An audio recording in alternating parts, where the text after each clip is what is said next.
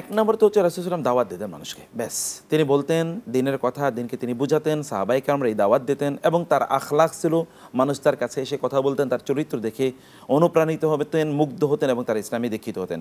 ইসলামে দীক্ষিত হওয়ার পর রাসূল সাল্লাল্লাহু আলাইহি ওয়াসাল্লাম তাদেরকে কোরআন শেখাতেন, আগে দিনের আল্লাহর ব্যাপারে জানাতেন, রাসূলের ব্যাপারে জানাতেন, কোরআন শেখাতেন, কারণ নামাজ পড়তে হবে, এতটুকুই কাজ। এরপরে তাদেরকে তিনি মৌলিক বিষয়গুলো জানিয়ে তাদেরকে তিনি ছেড়ে দিতেন।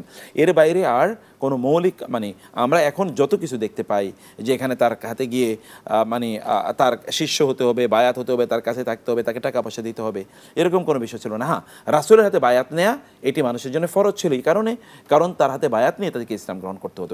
তিনি একাধারে তিনি ছিলেন রাষ্ট্রপ্রধান, এই অর্থেও তিনি বায়াত নিতেন, আবার তিনি আল্লাহর নবী ছিলেন, এই অর্থে তিনি বায়াত নিতেন। কিন্তু আমাদের এখন যে প্রচলিত আমরা পিসাবদের দেখতে পাই, এটি তো আসলে না রাসূলের যুগে কেউ করেছেন, অন্য কেউ কোনো সাহাবী করেছেন, না পরবর্তীতে খলিফাদের বাইরে কেউ কোনোদিন বায়াত নিয়েছেন, এরকম কোনো একেবারে সিস্টেম বা এরকম কোনো প্রমাণই নেই। তাহলে এই জাতীয় বায়াতের যে সিস্টেম, এটাও শরিয়া সম্মত একেবারেই না।